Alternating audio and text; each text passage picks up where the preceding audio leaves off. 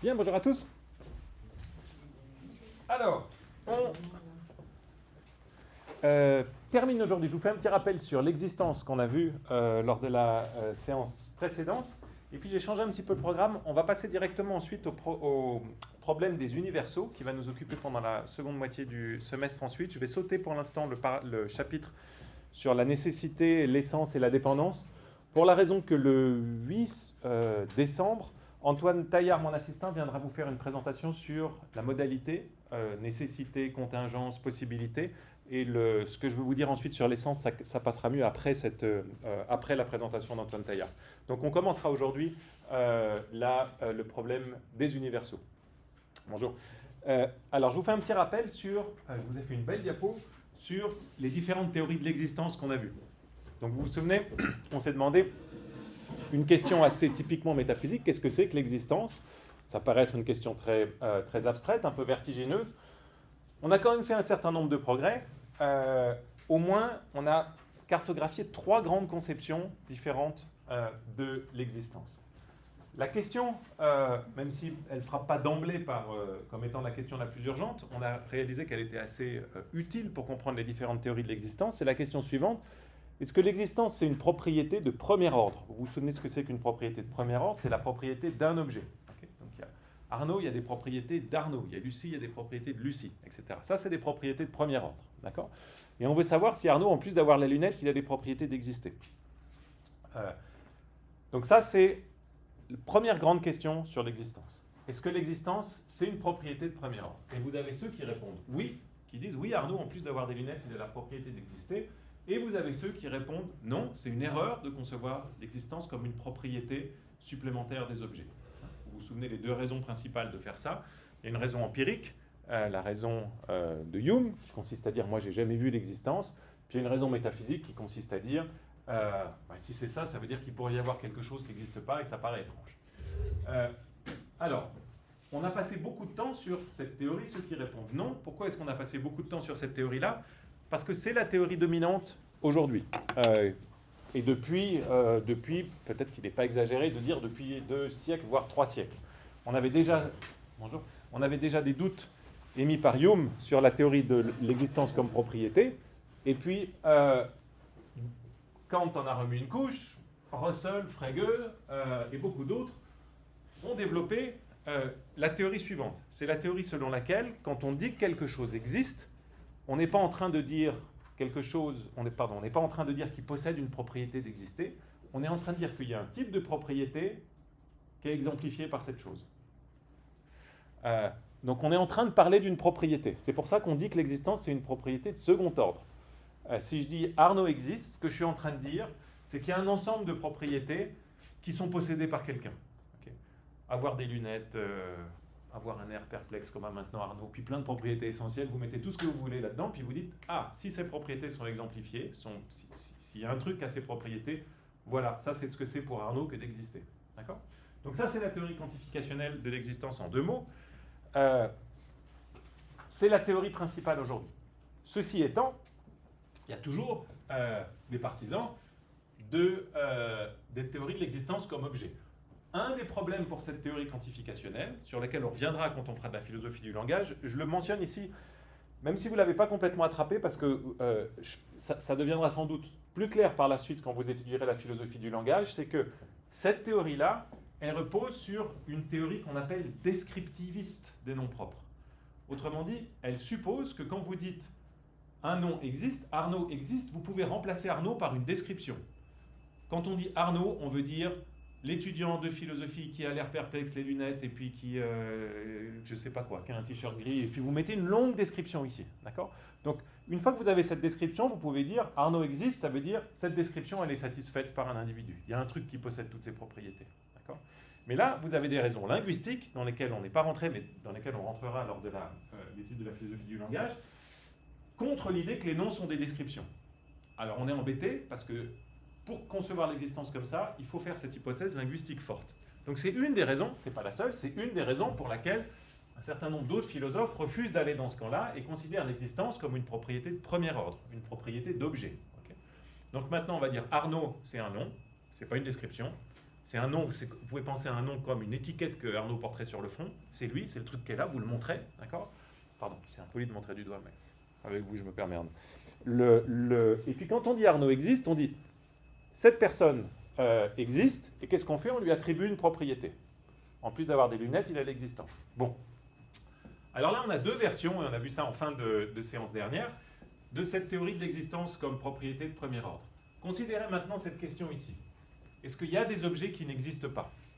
Si vous dites que l'existence, c'est une propriété de premier ordre, comme avoir des lunettes, de la même façon qu'il y a des personnes qui n'ont pas de lunettes, ben, il y a des personnes qui n'existent pas.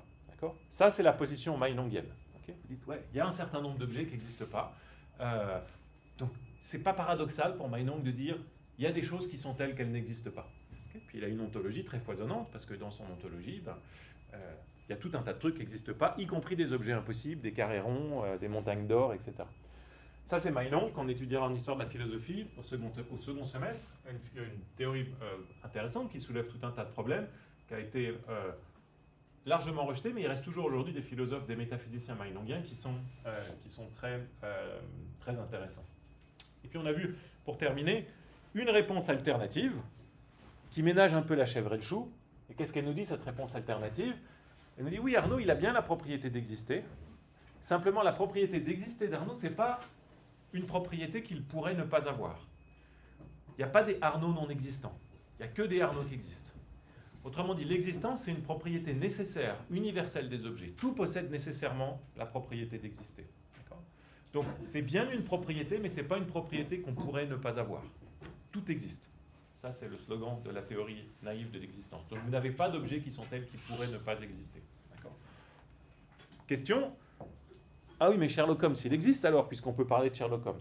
Réponse des partisans de cette théorie naïve, oui, Sherlock Holmes, il existe. Là, ça paraît bizarre, mais ils ont un petit atout dans leur manche. Vous vous souvenez ce qu'ils répondent quand on leur dit Sherlock Holmes existe, c'est bizarre? C'est quoi leur réaction à ça? Si vous devez défendre l'idée que Sherlock Holmes existe, et puis que vous avez en face de vous plein de fourcils qui se froncent, qu'est-ce que vous pouvez dire? Michel? Qu'il ne faut pas confondre l'existence et la propriété d'être fictionnel ou abstrait. Très bien, bien lu. Donc leur idée à eux, c'est de dire quand on dit Sherlock Holmes existe, on n'est pas en train de dire que Sherlock Holmes est forcément un objet concret. D'accord? Donc autrement dit, l'intuition que vous avez quand vous dites mais non, Sherlock Holmes il n'existe pas, eux ils reformulent cette intuition en disant non, vous ne parlez pas de l'existence de Sherlock Holmes là, vous parlez du fait que c'est un objet fictionnel ou c'est un objet abstrait. Je suis d'accord avec vous, c'est un objet fictionnel. Mais parmi tout ce qui existe, il y a des objets fictionnels, il y a des objets réels, il y a des objets concrets, il y a des objets abstraits. Donc le règne de l'existence est très grand, ça c'est un peu comme Meinong, mais simplement il n'y a aucun objet qui n'existe pas. Okay, donc il y a beaucoup de choses qui existent, et puis après il faut dire si on existe concrètement, abstraitement, fictionnellement, réellement, etc. Okay. Donc ça c'est les trois grandes théories de l'existence qu'il y a sur le marché. Il y a d'autres arguments, d'autres raffinements, mais si vous avez ça en tête, vous arrivez à avoir une idée assez claire des principales options dont on dispose à ce stade. Est-ce que vous avez des questions sur ces théories de l'existence ou est-ce qu'on peut passer à notre grand chapitre sur les universaux? Ça va? Ouais. Très bien. Alors j'avance, je fais un saut. Donc comme je vous dis, j'avais un chapitre. Je devais vous parler d'engagement ontologique, mais je vais laisser tomber ça, je vais mettre optionnel dessus, on ne va pas le faire parce que je pense que c'est plus important qu'on parle en détail du problème des universaux. Ce sera aussi plus suivi pour vous, donc on ne fera pas un nouveau thème à chaque séance, ce qui est peut-être un peu des fois un peu casse-tête.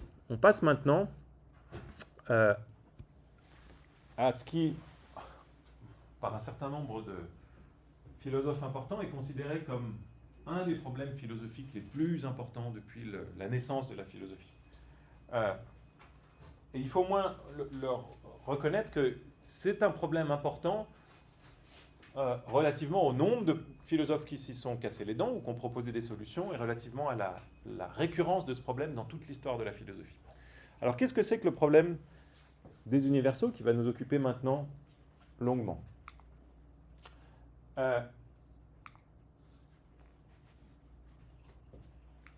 Vous vous souvenez qu'on a commencé ce cours en parlant d'identité, en distinguant deux types d'identité, l'identité numérique et l'identité qualitative.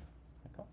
Donc quand on demande si ces deux tasses sont les mêmes, il y a une manière de dire oui, c'est les mêmes, elles sont qualitativement les mêmes. Il y a une autre réponse possible, c'est de dire non, c'est pas les mêmes, il y a bien deux tasses. Okay, donc c'est pas les mêmes. Donc si vous dites non, c'est que vous dites qu'il n'y a pas d'identité numérique, et si vous dites oui, c'est que vous avez en tête l'identité qualitative. L'identité qualitative, vous dites oui, c'est les mêmes, elles ont les mêmes propriétés ou elles se ressemblent parfaitement. Okay. Ces deux notions d'identité, maintenant, on va les présupposer pour formuler notre problème des universaux. Quel est notre problème des universaux? C'est la question suivante. Qu'est-ce qu'il faut qu'il y ait dans le monde pour que deux choses qui sont numériquement distinctes soient néanmoins qualitativement identiques? Qu'est-ce que ça présuppose de dire, il y a deux tasses ici, elles sont bien deux numériquement, mais elles sont qualitativement les mêmes. Qu'est-ce qu'on veut dire par qualitativement les mêmes ici? Est-ce que ça implique qu'il y a une entité supplémentaire qui est partagée par les deux tasses, qui sera ce qu'on va appeler un universel? Ça, c'est le problème des universaux. Je vais tourner un peu autour du problème, reformuler de différentes manières, mais l'idée fondamentale, elle est là. Vous avez plusieurs choses qui se ressemblent, et parfois qui se ressemblent exactement. Dans le cas le plus simple, on va prendre la ressemblance exacte, comme ces deux tasses, où vous prenez deux voitures qui sortent de la même chaîne de montage, les deux camions bleus qui sont là, et vous vous dites, qu'est-ce que ça implique métaphysiquement, le fait que ces deux choses numériquement distinctes soient parfaitement similaires? Qu'est-ce que ça implique? Qu'est-ce qu'il faut qu'il existe pour que ça ce soit le cas? Je reformule le problème d'une autre manière, mais qui est essentiellement la même chose. Un problème bien connu des linguistes, une distinction bien connue des linguistes, c'est la distinction entre les types et les occurrences. Si je vous demande combien il y a de mots dans le rectangle vert, vous avez deux réponses. Vous avez une réponse qui dit il n'y en a qu'un, il n'y a que le mot poule, puis vous avez une réponse qui dit non, il y en a deux, il y a deux fois le mot poule. Okay. Vous voyez bien que c'est le même type de chose. Qu'est-ce qu'on veut dire? Ce qu'on appelle une occurrence, pardon, je vais dire comme ça, si vous répondez il y a un seul mot dans le rectangle plus haut, rectangle vert, vous avez en tête la notion de type. Okay. Le mot poule, il n'y en a qu'un de ce mot-là. Ici. Il n'y a pas coq, par exemple. Il n'y a pas Julie, il n'y a pas plein d'autres mots. Si vous répondez 2, vous avez en tête non pas la notion de type, mais la notion d'occurrence. Il y a deux occurrences d'un même mot. D'accord ? Deux occurrences d'un même mot, d'un même type. Ça, c'est le problème des universaux. Comment est-ce que c'est possible qu'il y ait deux choses qui soient d'un même type? Okay. En vertu de quoi différentes occurrences, numériquement, il y en a deux, peuvent-elles être d'un même type? Qu'est-ce qui métaphysiquement fonde ça? Qu'est-ce qui doit exister dans le monde pour que ça, ce soit le cas? C'est la question que Platon appelle la question de l'un et du multiple, et qu'on traduit en anglais one over many. Comment plusieurs choses peuvent faire un. Vous voyez, quand on dit comment plusieurs choses peuvent faire un ou une, on n'est pas en train de dire qu'elles sont en train de fusionner. On est juste en train de dire il y a deux choses, mais elles appartiennent à un même type. Et ça, qu'est-ce que ça implique concrètement?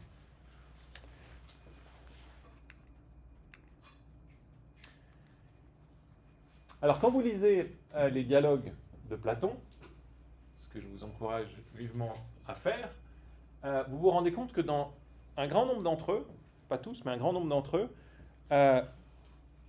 vous avez cette question qui apparaît, la question de l'un et du multiple. Nous, on va la traiter dans sa généralité, mais dès que vous voulez définir quelque chose, vous vous heurtez à ça. Il y a tout un tas de variétés d'exemples. Vous vous demandez qu'est-ce que c'est qu'un être humain? Il y a plein d'êtres humains. Chacun d'entre vous ici, vous êtes un être humain. Qu'est-ce que tous les êtres humains ont en commun? Vous vous demandez ce que c'est qu'une émotion. Il y a plein d'émotions. Qu'est-ce que toutes les émotions ont en commun? Vous vous demandez ce que c'est un droit. Vous avez plein de droits différents. Qu'est-ce que tous les droits ont en commun? Vous vous demandez ce que c'est que la musique. Vous avez plein de musiques différentes. Qu'est-ce que toutes les musiques ont en commun? Okay, à chaque fois que vous essayez de définir, vous essayez de mettre le doigt sur ce qui est commun à plusieurs choses. Ça, c'est la naissance du problème des universaux. Dans l'exemple que je vous ai mis là, c'est un exemple récurrent, enfin c'est un schéma récurrent du début des dialogues de Platon. On se demande ce que c'est que la vertu. Mais non, au nom des dieux, dis-moi ce qu'est la vertu. Ménon répond, eh bien ce n'est pas difficile à dire, Socrate.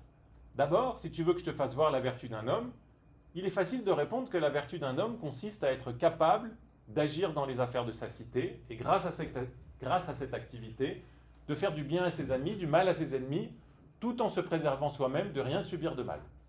Maintenant, si tu veux parler de la vertu d'une femme, et stéréotype de genre, comme on dit aujourd'hui, était différent à l'époque. Maintenant, si tu veux parler de la vertu d'une femme, ce n'est pas difficile à expliquer. La femme doit bien gérer sa maison, veiller à son intérieur, le maintenir en bon état et obéir à son mari. Il y a aussi une vertu différente pour l'enfant, pour la fille, pour le garçon, une vertu pour le magé, qu'il soit libre, si tu veux, ou esclave, si tu préfères. Et comme il existe une multitude d'autres vertus, on n'est donc pas embarrassé pour définir la vertu. Car on trouve une vertu pour chaque forme d'activité et pour chaque âge, et ce pour chacun de nous par rapport à chaque ouvrage que nous proposons. Je pense d'ailleurs que c'est pareil, Socrate, pour le vice. Okay, donc, on veut savoir ce que c'est que la vertu. Socrate demande à Ménon ce que c'est que la vertu, et puis Ménon nous dit, pour chacun d'entre nous, ce que c'est que la vertu. Okay. Alors même si vous n'êtes pas d'accord avec le contenu de la réponse de Ménon, vous dire, ah non, moi je ne suis pas d'accord que ce soit les femmes qui restent à la maison, mais même si vous avez une autre notion du contenu, toujours est-il que la structure de réponse, elle peut être transposée dans un autre contenu, d'accord? On peut dire que c'est quoi la vertu d'un étudiant de philosophie, c'est de lire Socrate, c'est quoi la vertu d'un charpentier, c'est de bien faire, et puis voilà, on sait ce que c'est que la vertu, on liste les exemples. Okay. Alors évidemment, notre brave Socrate, il n'est pas content avec ça. J'ai vraiment beaucoup de chance apparemment, Ménon. J'étais en quête d'une seule et unique vertu, et voilà que je découvre niché en toi tout un essaim de vertus. Plein de vertus, tu me dis. Justement, dis-moi Ménon, pour en rester à l'image de l'essaim, suppose que je t'interroge pour savoir ce qu'est une abeille dans sa réalité, et que tu déclares qu'il y en a beaucoup et de toutes sortes. Que me répondrais-tu si je te demandais, est-ce du fait qu'elles sont des abeilles qu'il y en a, dis-tu, beaucoup de toutes sortes, toutes différentes les unes des autres? Ou bien veux-tu dire que le fait d'être des abeilles ne crée aucune différence entre elles, mais qu'elles diffèrent par autre chose, par exemple en beauté, en taille, ou par un autre attribut de ce genre? Dis-moi. Mais non, si on te posait cette question, que répondrais-tu? Ceci, en tant qu'elles sont des abeilles, je dis qu'il n'y a aucune différence entre deux d'entre elles. Ça, c'est l'identité qualitative qui est en train d'apparaître. D'accord? En tant qu'abeille, il n'y a pas de différence entre deux abeilles. Elles diffèrent par plein d'autres choses. Elles ne sont pas au même endroit. Il y en a une qui est peut-être plus travailleuse que l'autre, une qui a déjà piqué, l'autre pas, peu importe. Mais en tant qu'abeille, elles ne diffèrent pas. Okay. Et là, Socrate revient à la charge. Or, si je te demandais ensuite, eh bien, mais non, dis-moi quelle est cette propriété qui, sans créer la moindre différence entre ces abeilles, fait qu'elles sont toutes la même chose, d'après toi, qu'est-ce que c'est? À coup sûr, tu saurais me le dire. Mais non, oui. Eh bien, c'est pareil aussi pour les vertus. Même s'il y en a beaucoup et de toutes sortes, elles possèdent au moins une seule forme caractéristique identique chez toutes sans exception, qui fait d'elles des vertus. Une telle forme caractéristique est ce qu'il faut bien avoir en vue pour répondre à qui demande de montrer ce en quoi consiste la vertu. Alors, voyez l'idée ici de trouver la propriété commune à plusieurs choses et le lien entre ça et la notion de définition. Quand vous essayez de mettre le doigt sur la propriété commune à toutes les abeilles, à toutes les vertus, à tous les droits, à toutes les œuvres d'art, à tout ce que vous voulez, à tous les artefacts, vous cherchez la chose qui est partagée par tous ces différents éléments. D'accord ? Et la propriété essentielle commune, on reviendra sur les propriétés essentielles un peu plus tard. Ça, c'est la question de l'un et du multiple. Et la grande question des universaux, ça va être de dire qu'est-ce que c'est que ce point commun à tous les événements, à toutes les occurrences d'une même chose. Quelle est la nature de la propriété partagée par toutes les abeilles, d'une part, ou par toutes les vertus, d'autre part, etc. On ne va pas se poser la question des abeilles et des vertus en métaphysique. Vous avez compris que la métaphysique, c'est très abstrait, ce qui la rend parfois un petit peu déconnectée de la réalité, mais alors qu'en réalité, elle a une prétention à être absolument collée aux choses. Mais nous, ce qu'on veut savoir, c'est quel est le genre de propriétés qui sont telles qu'elles sont partagées par toutes les choses. Okay ? Toutes les choses d'un certain type. Qu'est-ce que c'est que ces propriétés partagées? Bien. Je vous ai dit qu'il y avait ça dans plusieurs dialogues de Platon. Théétète, on parle de la connaissance, ici, de la science. Même chose. Mais la question Théétète n'était pas... Parce qu'évidemment, Socrate demandait à Théétète, c'est quoi la science? Puis Théétète, comme Ménon, c'est facile, il y a la science du philosophe, il y a la science du plombier, il y a la science du charpentier, il y a la science du mathématicien, etc. Socrate revient à la charge, comme d'habitude. Oui, mais moi je ne te demandais pas de me donner une liste d'exemples de sciences, je te demandais de me dire qu'est-ce que c'est que la science, qu'est-ce que c'est que la propriété qui est partagée par toutes les sciences. Voilà, c'est la réponse de Socrate. Mais la question peut-être n'était pas celle-là. Quels sont les objets de la science ou combien il y a de science? Car ce n'est pas parce que nous voulions les compter que nous t'interrogions, mais parce que nous voulions savoir la science considérée en soi ce qu'elle peut bien être. La science considérée en soi. Okay, ça nous intéresse, j'arrive tout de suite, ça nous intéresse la science considérée en soi. Si vous voulez cette question-là, il faut suivre le cours d'introduction à l'épistémologie. Vous allez traiter beaucoup de connaissances, de croyances et d'autres choses de ce type. Mais là, c'est plus généralement une propriété partagée par plein de choses. Qu'est-ce que c'est que ce truc-là? Métaphysiquement, c'est un peu étrange. A priori, on ne partage pas des choses. Peut-être, enfin, si c'est l'anniversaire de Jessica qu'elle amène un gâteau, on peut partager le gâteau de Jessica. Peut-être on partage en commun, supposer que je ne sais pas quel ancien professeur de philosophie de l'Institut nous lègue un château à nous tous dans cette salle. Alors on possède en commun un château, d'accord? Ça, ce serait bien. Bon, ce n'est pas le cas. Ce serait bien, on aurait quelque chose en commun. Mais là, la question qu'on se pose, c'est qu'est-ce qu'on a en commun en tant que philosophe, en tant qu'être humain? Et c'est pas évident qu'on possède un truc en commun comme on posséderait un château en commun, d'accord? Ça, c'est pour essayer de vous faire mettre le doigt sur l'espèce de doute métaphysique. Qu'est-ce que c'est qui fait que différentes choses numériquement distinctes partagent quelque chose? Comme on partagerait un château si on était tous propriétaires. C'est quoi cette chose qu'on partage? Ce que semble présupposer ce type de questionnement. Michel. Je me posais la question que vous avez dit qu'il ne faut pas confondre ça avec une définition. Mais en fait, quelle est la différence entre ça et une définition? Parce que dans une définition, on aura forcément cette propriété que toutes les choses partagent. Oui. Alors, je ne sais plus exactement ce que j'ai dit, mais il y a beaucoup de propriétés qu'on partage qui ne font pas partie de notre définition. Vous et moi, et Maël et Arnaud et quelques autres et Maureen, on a des lunettes. Ça ne fait pas partie de notre définition, ça fait partie de notre naissance. Si j'enlève mes lunettes, je suis encore moi. Je ne vois plus, mais je suis encore moi. Donc on a tout un tas de propriétés qui sont des propriétés accidentelles dont on peut se débarrasser. Donc nous, on s'intéresse ici aux propriétés qui sont partagées par plusieurs choses. Certaines d'entre elles sont accidentelles, elles n'entrent pas dans la définition. Certaines autres sont essentielles, elles entrent dans la définition. Et vous avez raison dans votre doute, parce que c'est vrai que quand Socrate pose ces questions-là, lui, il s'intéresse aux propriétés essentielles, aux propriétés qui font des vertus, aux propriétés qui font des sciences, d'accord? Mais le problème des universaux, il se pose pour toutes les propriétés, pas seulement pour les propriétés essentielles, d'accord? Aussi pour avoir une lunette, être blond, peu importe quoi, d'accord? Alors ça, c'est notre question. Et puis là, on va avoir deux grands camps qui sont des camps radicalement opposés dans l'histoire de la philosophie, et puis on va étudier tout un tas de versions de chacune de ces positions, qui sont ce qu'on appelle d'un côté le réalisme, et de l'autre côté ce qu'on appelle le nominalisme. On va voir que réalisme, c'est utilisé dans beaucoup de sens différents. Nous, on s'intéresse au réalisme ici dans le sens où ça s'oppose au nominalisme. Qu'est-ce que c'est que ce débat entre réalisme et nominalisme? Eh bien, le réaliste, c'est celui qui pense que l'identité qualitative s'explique à l'aide de l'identité numérique. Qu'est-ce que ça veut dire? Ça veut dire que pour le réaliste, quand on dit qu'on partage tous la propriété d'être des étudiants de l'Institut de philosophie, c'est à prendre au pied de la lettre. Il y a vraiment une propriété qu'on a tous ici. Okay? Et on possède cette propriété en commun. Comme si on possédait un château en commun, mais on possède une propriété en commun. Il y a des propriétés qui sont possédées par plusieurs choses. Ça, c'est la thèse du réaliste.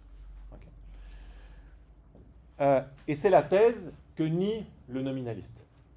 C'est pas vrai qu'être un étudiant de philosophie, ça doit être compris comme le fait qu'il y a une propriété qui est là, à laquelle on est tous reliés, comme on serait reliés à un château qu'on posséderait en commun.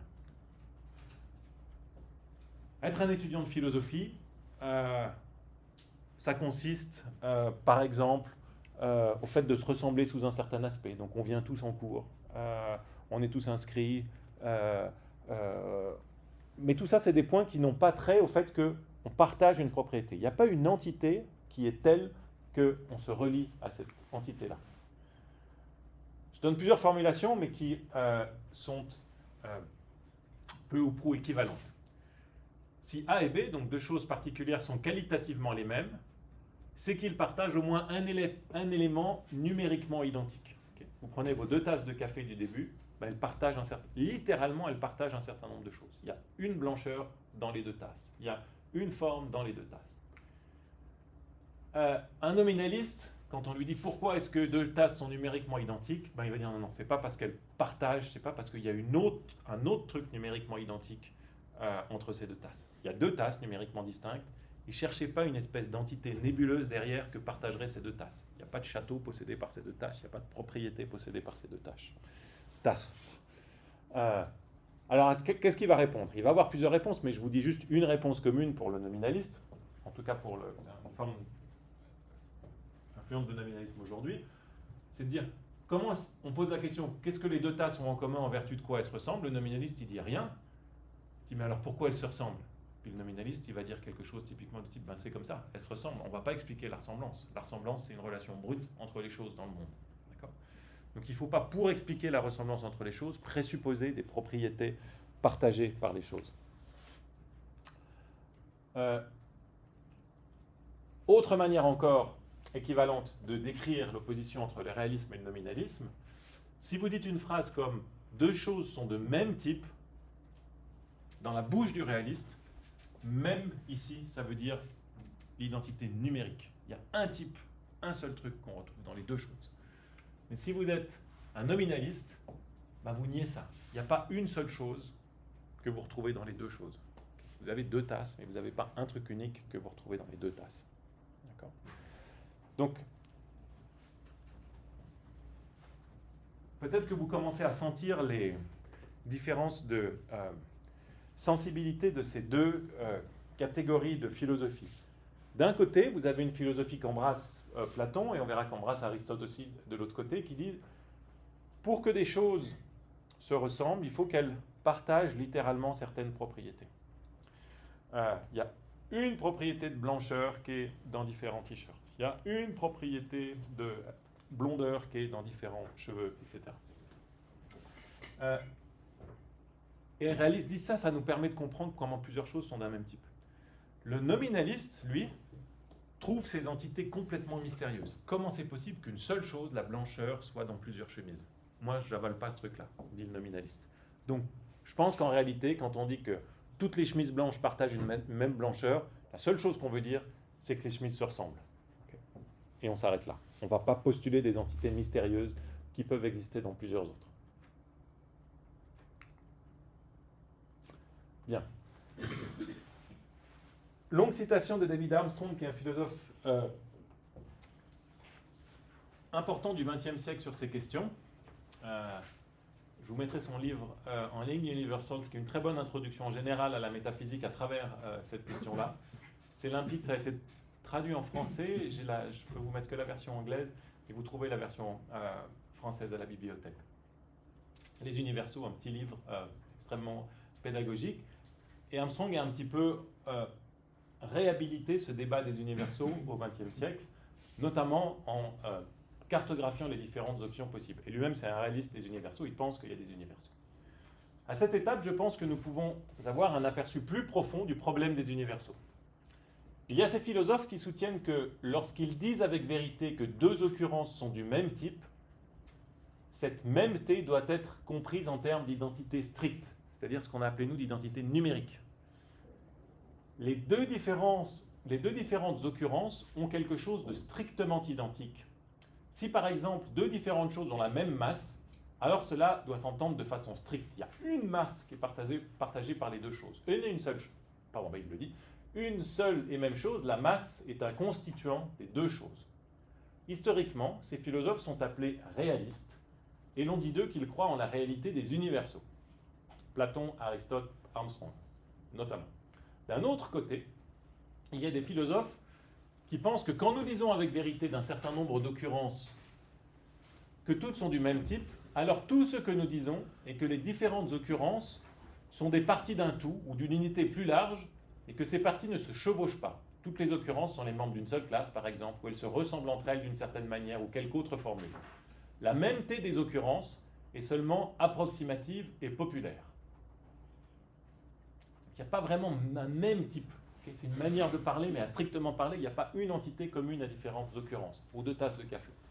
Ces philosophes soutiennent avec John Locke que toutes les choses qui existent sont seulement particulières. Je vais revenir sur ce qu'on appelle particuliers et universaux maintenant, mais ça c'est ce qu'on appelle le nominalisme.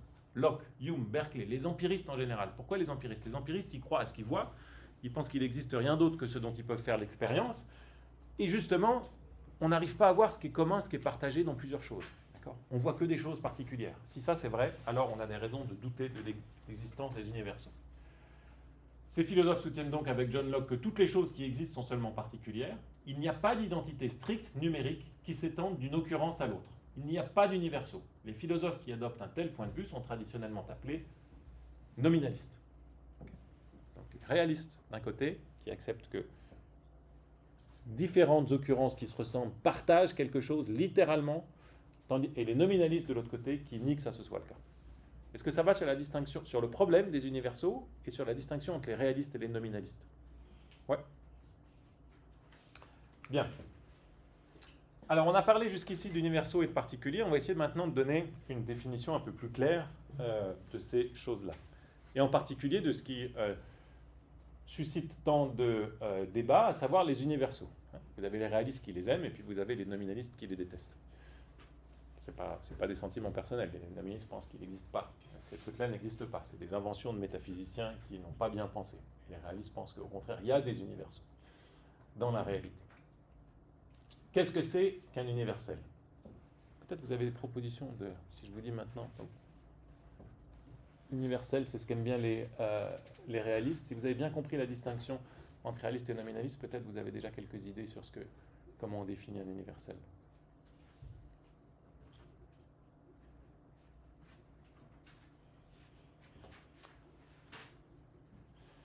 Donc un universel, c'est partagé par plusieurs choses. D'accord? Comment vous pensez qu'on pourrait essayer de capturer cette idée-là? Oui? C'est un exemple. Vous faites comme Ménon était tête. Je vous demande qu'est-ce que c'est que la vertu. C'est la vertu du charpentier. Qu'est-ce que c'est que donc vous dites un universel. C'est un exemple d'universel. Okay, mais Platon va revenir à la charge. Socrate va revenir à la charge et va vous dire... Ouais, merci Loïc. Je vous demandais ce que c'était qu'un universel. Vous m'avez donné tout un essaim d'universel, les couleurs, les formes, avoir des lunettes, pas avoir des lunettes, avoir une masse, etc. Mais moi, je vous demandais quelle est la propriété commune à tous les universaux. Qu'est-ce que c'est qui fait une chose universelle? Oui. Une entité qui est telle qu'elle est partagée par un groupe d'éléments qui sont qualitativement les mêmes. Oui, c'est bien. Jusqu'ici, on en est là. Hein. Une entité qui est telle qu'elle est partagée par différents éléments. Okay, ça, c'est l'idée qu'on a jusqu'à maintenant. Alors, ça ne va pas exactement marcher dit comme ça, même si ça va dans la bonne direction, pour la raison suivante. Notamment, supposez que vous ayez une couleur qu'on ne trouve que dans deux choses, une couleur très spéciale. Okay. Qu'on ne trouve que dans quoi? J'ai rien là. Qu'on trouve que dans ces trucs-là. Okay, c'est une nuance de gris exceptionnelle. Vous ne vous en rendez pas compte, mais cette nuance de gris-là, vous la trouvez nulle part. Okay, donc, c'est un universel d'après votre définition. D'accord? Parce que ce gris-là, il existe entièrement là-dedans et entièrement là-dedans. Okay. Supposez maintenant qu'on détruise ça. L'universel, il n'existe plus que là-dedans. Donc, il n'est plus partagé par deux choses, concrètement. Okay, par hypothèse, il n'y a qu'une seule chose qui possède cette superbe nuance de gris-là. Et pourtant, on veut quand même pouvoir dire que ça reste un universel. Autrement dit, même si vous avez des propriétés qui sont telles qu'il n'y a qu'une seule chose qui les possède, et certains vont dire même il peut même y avoir des propriétés, des nuances de bleu qui ne sont possédées par aucune chose, néanmoins, on veut pouvoir dire que c'est des universaux. Et ça, votre définition, elle exclut, d'accord? Parce que votre définition, elle dit c'est une propriété qui est partagée par plusieurs choses. Alors, comment est-ce qu'on évite ça? On va passer à ce qu'on appelle un niveau modal. On va dire la chose suivante. Qu'est-ce que c'est qu'un universel? Pour commencer, c'est une propriété. On va voir ce que c'est qu'une propriété. Et c'est une propriété, non pas qui est répétée, comme vous le disiez, mais qui est répétable, qui est multiplement exemplifiable. Okay, ça, c'est les deux morceaux de jargon philosophique qu'on utilise après Armstrong pour définir les universaux et qui sont très largement admis. Une propriété répétable, c'est-à-dire une propriété qu'on peut trouver dans plusieurs choses, pas nécessairement qu'on trouve dans plusieurs choses. Hein, c'est ça la petite amélioration à votre proposition. Ou c'est une propriété qui est multiplement exemplifiable. Vous vous souvenez la relation, ça encore c'est un petit morceau de jargon technique, mais la relation entre une propriété et le porteur de la propriété, on appelle ça l'exemplification. Donc la propriété d'avoir des lunettes, elle est exemplifiée par Arnaud, elle est exemplifiée par moi, elle est exemplifiée par Michel et par d'autres, d'accord? Mais il y a cette propriété d'avoir des lunettes et on l'exemplifie tous. Bien. Donc ça c'est la définition d'un universel.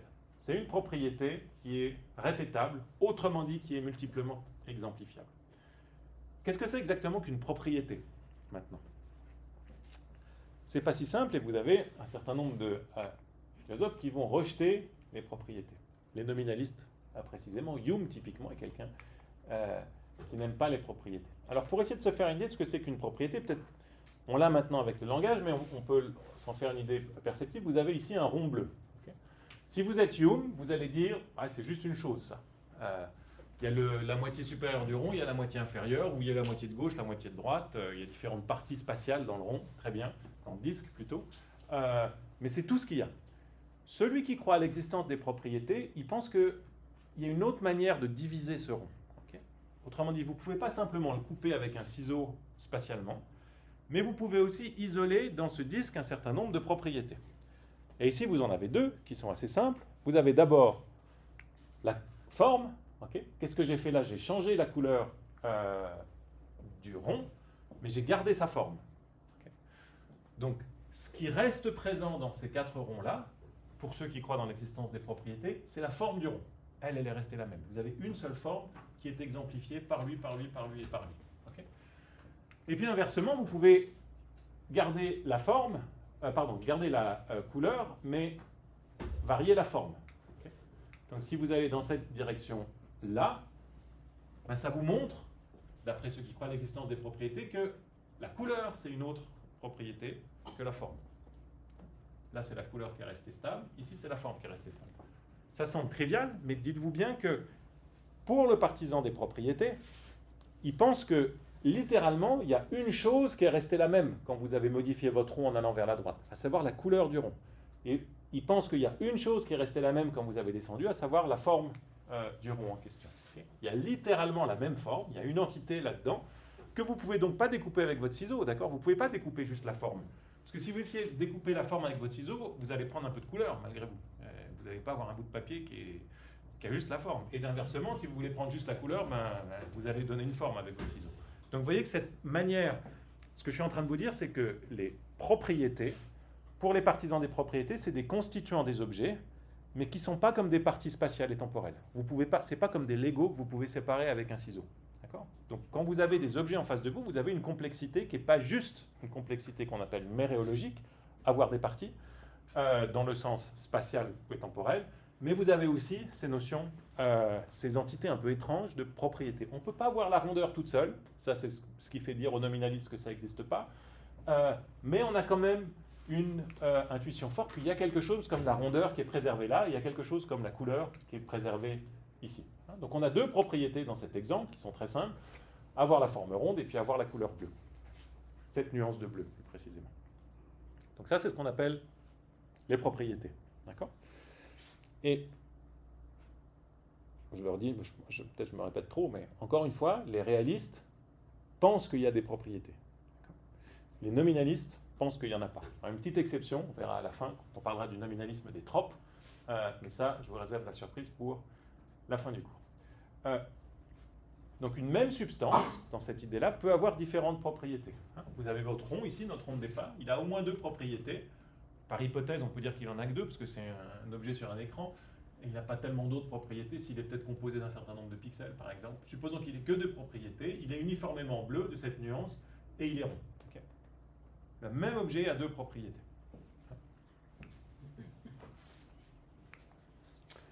Bien. Donc dans l'optique réaliste, vous avez une même substance qui peut avoir différentes propriétés.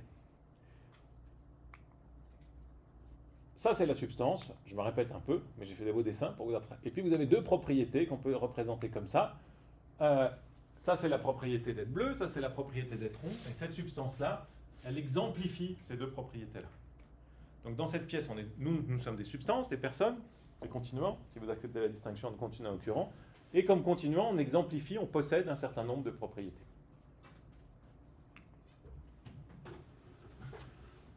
Exemplifie, je vous l'ai déjà dit ça, mais je vous le rappelle, on dit parfois, vous trouvez parfois, je crois qu'Armstrong utilise lui instancier.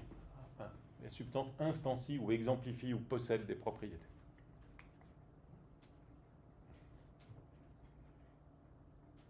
Une autre manière de parler de propriété dans le langage ordinaire, c'est de parler d'aspect. Oui, j'arrive tout de suite.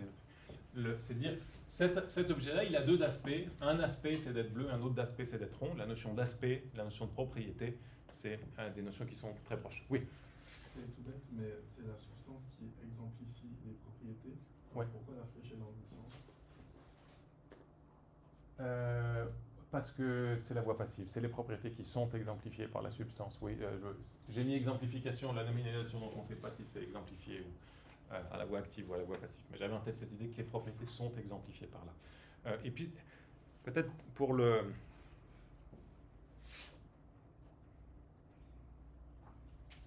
Je vous dirai ça après, mais vous comprenez ça comme être exemplifié dans les flèches ici. Bien. Donc un universel, c'est une propriété. On comprend ce que c'est qu'une propriété maintenant. Qu'est-ce que ça veut dire qu'une propriété répétable ou multiplement exemplifiable? Ah, ça c'est l'erreur du jour qui vient un peu trop. Ah ouais, c'est pour vous. Tôt, mais c'est pas grave. Ne pas partir. C'est pas bien si vous partez pas. Il faut tous que vous partiez. Pas maintenant, tout de suite, mais vous avez plein d'opportunités en tant qu'étudiant pour partir un semestre à l'étranger, pour aller suivre des cours ailleurs, à Genève, à Lausanne, à Fribourg. C'est génial de partir, vous apprenez plein de choses en philosophie, vous apprenez des nouvelles langues, vous apprenez des nouvelles manières de penser, etc. Donc profitez de ces opportunités qui vous sont données d'aller explorer de nouveaux horizons. Alors, qu'est-ce que c'est pour une propriété que d'être... Peut-être, attendez, je vous dis juste encore, il y a tout un tas d'accords qui ont été signés avec différentes universités pour que vous puissiez partir faire un séjour à l'étranger. On peut développer des accords avec d'autres universités, c'est pas toujours facile, mais parfois c'est faisable. Tout ça, vous trouvez sur le site de l'Institut de Philo, sur comment partir à l'étranger. Vous gagnez des crédits qui sont évidemment comptabilisés dans votre diplôme. Et puis vous avez les références des personnes que vous devez contacter si vous voulez faire ça. Donc profitez de ça. Il y a beaucoup d'étudiants qui partent et qui sont absolument ravis de leur expérience. Donc je reviens à mon schmilblick. On veut savoir ce que c'est que pour une propriété d'être répétable. Qu'est-ce que ça veut dire être répétable? Ça veut dire pouvoir être dans plusieurs choses. On a deux substances ici. Ces deux substances, elles se ressemblent. Okay. Qu'est-ce que c'est pour la couleur bleue, j'arrive tout de suite, que d'être répétable? Eh bien, c'est de pouvoir être exemplifié, pour reprendre votre question précédente, pour pouvoir être exemplifié à la fois par celle-ci et par celle-là. Notez bien que si vous croyez à l'existence des universaux, vous pensez vraiment qu'il y a une seule propriété qui est à la fois entièrement dans le rond et dans le carré, qui a l'air d'être un losange parce qu'il est comme ça, mais c'est un carré. Donc une seule propriété, numériquement la même, qui est entièrement là et entièrement là. Ça, c'est là où les nominalistes froncent les yeux. Comment une même chose peut être à différents endroits, à différents moments, entièrement? Et la réponse des réalistes, c'est dire, c'est pas très compliqué. Loïc, il ne peut pas être entièrement à différents endroits, à différents moments. Okay, il peut être partiellement dans la salle, partiellement dehors, s'il se met comme ça. Mais entièrement dans la salle et entièrement dehors, même Loïc ne peut pas le faire. Mais la blancheur du t-shirt de Loïc, ça, elle peut le faire. Pourquoi est-ce qu'elle peut le faire, dit le partisan des universaux? Simplement parce que les universaux, ce ne sont pas des substances. Okay, pour les propriétés, ce n'est pas dur de faire ça. Donc il y a une catégorie d'entité qui est telle qu'elle peut être entièrement à différents endroits. Dimitri. Vladimir, pardon. Tout le monde se trompe. Ça... Pour revenir sur les jours du jour, demain, de 12h20 à 13h30, il y a une conférence sur les échanges. Ah, merci. Très bien. Ouais. 12h30 Ouais, 12h20 à 13h30. Ok. Pour tout le monde. Donc voilà, n'hésitez pas à profiter de tout ça. Donc, vous voyez que la blancheur là, l'idée cruciale, et ça va être la pomme de discorde entre les nominalistes et les réalistes, c'est que vous avez une même propriété qui est entièrement dans des choses numériquement différentes. Et ça paraît étrange. C'est strictement, numériquement, la même propriété qui est exemplifiée en même temps et entièrement par le rond et par le carré. Le carré et le rond ont numériquement la même couleur. Le bleu est entièrement présent dans le carré et entièrement présent dans le rond. D'accord. Donc ça, c'est ce que c'est qu'un universel. Entièrement présent à chaque fois, à chaque endroit. Si vous regardez là, vous avez tout le bleu. Si vous regardez là, vous avez tout le bleu. Puis vous avez envie de dire, ouais, mais il y en a aussi là du bleu. Ouais, mais il est entièrement là et il est entièrement là. Hein, les universaux, ils ont le don d'ubiquité. Ils peuvent être entièrement présents dans différents endroits, s'ils existent évidemment. Ça, je vais passer. Alors, les réalistes et les nominalistes, ils ne sont pas d'accord sur l'existence de ces trucs-là, de ces universaux. Pour le réalisme, il existe des universaux. Pour le nominalisme, il n'existe pas d'universaux. Il n'y a que des particuliers. D'accord. En général, le réaliste ne dit pas seulement qu'il existe des universaux, il ajoute une petite thèse explicative qui est que les universaux expliquent l'identité qualitative. La raison pour laquelle les choses se ressemblent, c'est qu'elles partagent des propriétés. Autrement dit, si je reprends mon schéma précédent, là, il y a des universaux, et le réaliste des universaux, en général, il ajoute la chose suivante. Est-ce que j'ai mis ma flèche? Elle doit apparaître, ma flèche. Oh, elle est belle en plus. La raison pour laquelle le carré et le rond se ressemblent, c'est parce qu'ils partagent une propriété en commun. Ça, c'est le schéma explicatif du réalisme des universaux. Les choses se ressemblent, sont qualitativement identiques, ou sont similaires, pas exactement similaires, mais similaires inexactement, parce qu'elles partagent un certain nombre de propriétés. Pourquoi est-ce que nos 2 tasses de café se ressemblent? Parce que littéralement, il y a du blanc dans chacune d'elles. Ça, c'est l'explication du réaliste des universaux.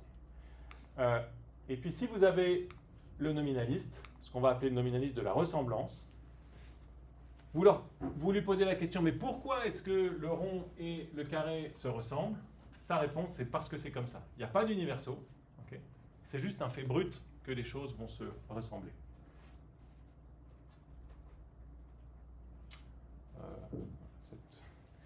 J'enlève cette puce qui parle de trop, alors que ce n'est pas le cas.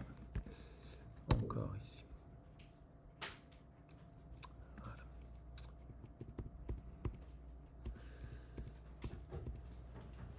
Ok, est-ce que ça va sur la différence entre nominalisme et réalisme et sur la nature des universaux?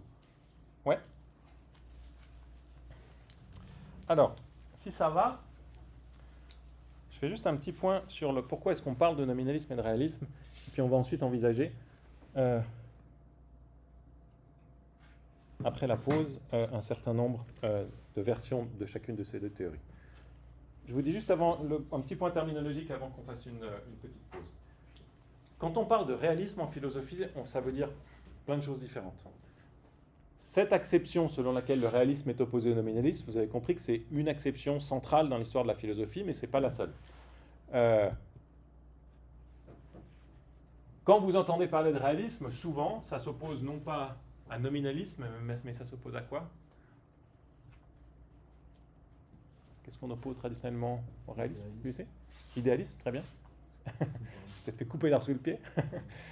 L'idéalisme, très bien, ou ce qu'on appelle aussi le phénoménalisme, donc l'idée qu'il n'y a pas de monde extérieur, que le monde extérieur est dans notre esprit ou dépend de notre esprit. Hein, une thèse défendue par différents philosophes, aussi bien empiristes comme Berkeley, allemands comme Hegel et d'autres. D'accord? Donc ça, c'est une première classe de contraste par rapport au réalisme. Réalisme versus idéalisme.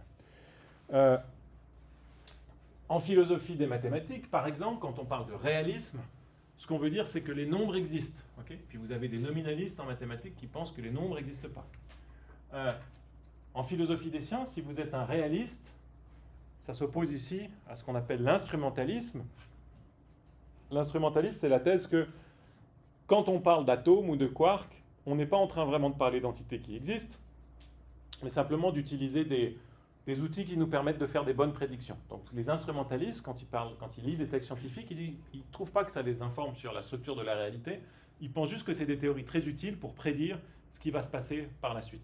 Le réaliste, au contraire, il pense qu'il y a des atomes et des quarks. Alors, ça c'est différentes théories, différents usages du terme réalisme. Nous, ici, on oppose le réalisme ni à l'idéalisme, ni à l'instrumentalisme, ni au nominalisme mathématique, mais au nominalisme tout court. Okay. Donc, le réaliste, encore une fois, c'est celui qui pense qu'il existe des universaux. Nominaliste, c'est mal nommé aussi. Pourquoi est-ce que c'est mal nommé? Parce que, c'est mal nommé dans le sens où ça a beaucoup d'usages différents pour ceux qui utilisent le terme, donc il faut désambiguiser. Vous avez ceux qui utilisent le nominalisme pour dire que c'est la thèse selon laquelle il n'y a pas d'objet abstrait. Okay. Un objet abstrait, typiquement, c'est un objet qu'on considère comme étant en dehors de l'espace et du temps. Les nombres, les propositions, les significations. Dieu pour certains. Donc, si vous êtes un nominaliste dans ce sens-là, vous niez qu'il y ait des objets abstraits.